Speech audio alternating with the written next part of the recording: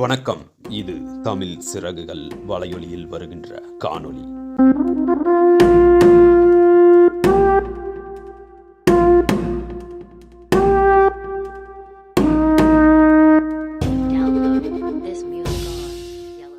யாரும் கணிக்க முடியாத காலம். ஒரு மயில் ஒரு மரத்திலிருந்து பறந்து சென்றது. அந்த மயில் பறந்து சென்று கொண்டிருக்கும் போதே கீழிருக்கும் மக்களை எல்லாம் பார்த்து கொண்டே சென்றது. அதே நேரம் அந்த மயில் ஒரு மலையின் உச்சியை சென்றடைய அந்த இடத்தில் யாரும் கண்டிராத ஒரு புதுவிதமான ஒரு ஒளியை கண்டது. அந்த மயில் அதை கண்ட மயில் கத்தத் துவங்கியது. கத்தத் துவங்கிய அந்த சத்தத்தின் எதிரொலியாக அந்த ஒளியில் இருந்து பிறந்தான் முருகன்.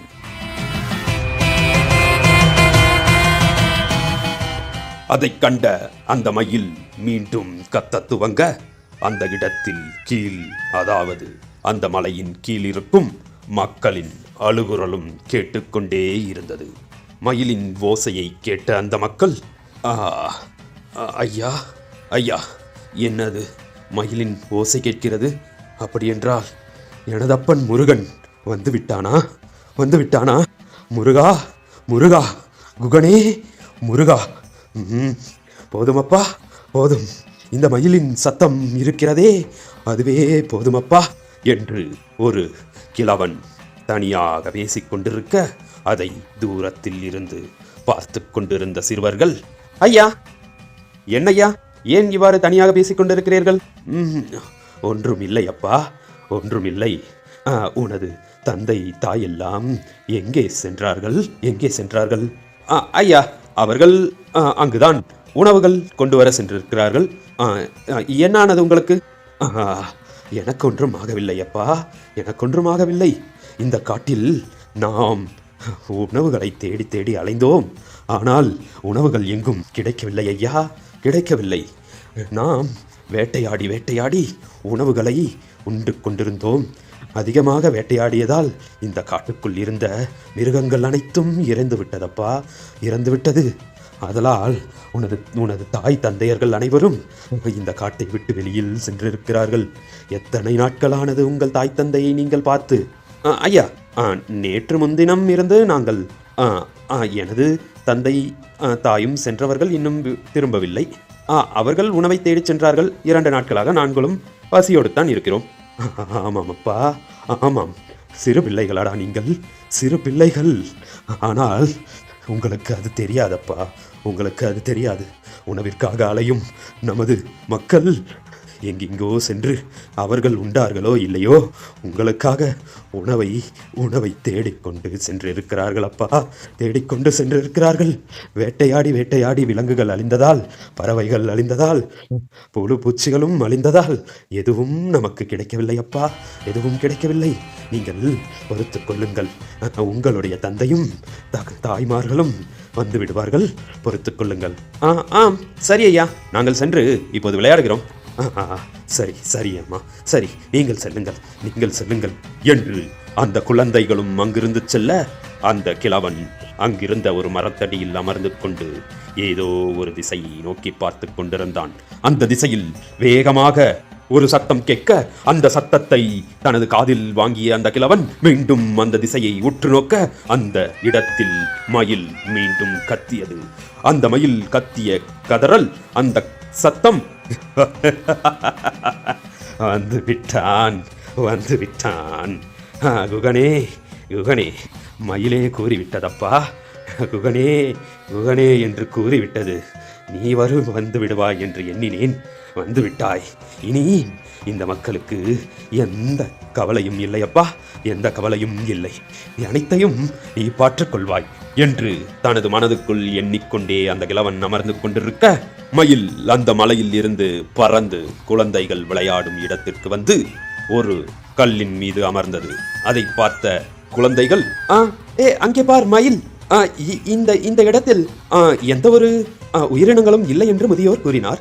ஆனால் இப்போது மயில் ஒன்று இங்கு அமர்ந்திருக்கிறது. எப்படி? ஒன்றும் புரியவில்லையே. அந்த பெரியவரிடம் சென்று கேட்போமா?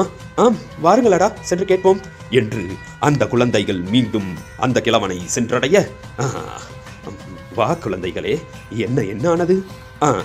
இல்லை ஐயா, நீங்கள் கூறினீர்கள் இங்கு எந்த விதமான பறவைகளும் இல்லை, விலங்குகளும் இல்லை, வேட்டையாடி அனைத்தும் இறந்துவிட்டன, உணவுக்கு பஞ்சம் என்று கூறினீர். ஆனால் இப்பொழுது ஒரு பறவை ஒன்று அமர்ந்திருக்கிறதே, அது என்ன பறவை? அதுவா அது முருகனடா, முருகன் குகன். அவன் வந்து விட்டான் அல்லவா? அவன் இனிமேல் நம்மை உணவின் பஞ்சத்திலிருந்து போக்கி அவன் பாற்றுக்கொள்வான். நீங்கள் சென்று விளையாடுங்கள் என்று அந்த கிழவன் கூற, சரி ஐயா, நாங்கள் சென்று விளையாடுகிறோம் என்று அந்த குழந்தைகளும் மீண்டும் விளையாடச் சென்றார்கள். அதே மறுமுனையில் காடுகளில் உணவை தேடிச் சென்ற அங்கிருந்த ஊர் மக்கள்,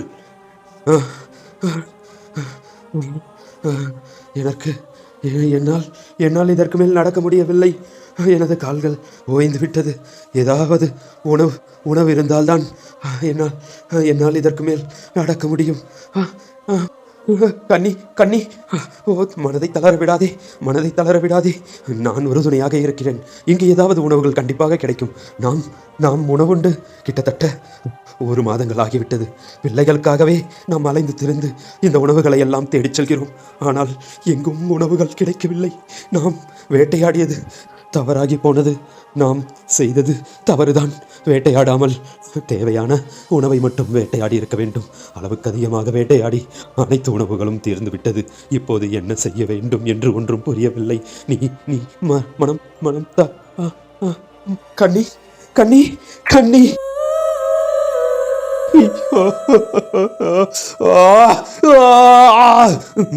என்று இவன் கத்திக் கொண்டிருக்க வானில் ஒரு சத்தமாக ஒரு இடி இடித்தது.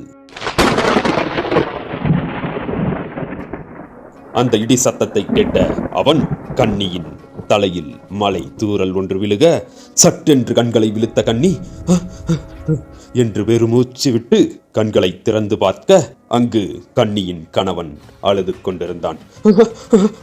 கண்ணி ஒன்றுமாகவில்லையே என்று இவன் கேட்டுக்கொண்டே இருக்க, மேலும் சத்தமாக ஒரு இடி இடிக்க வானத்தை அங்கிருந்த அனைவரும் பார்க்க அங்கு ஒரு மயில் பறந்து சென்றது. அதை பார்த்து அங்கிருந்த அனைவரும் மனதில் ஒரு புன்னுருவல் செய்தனர்.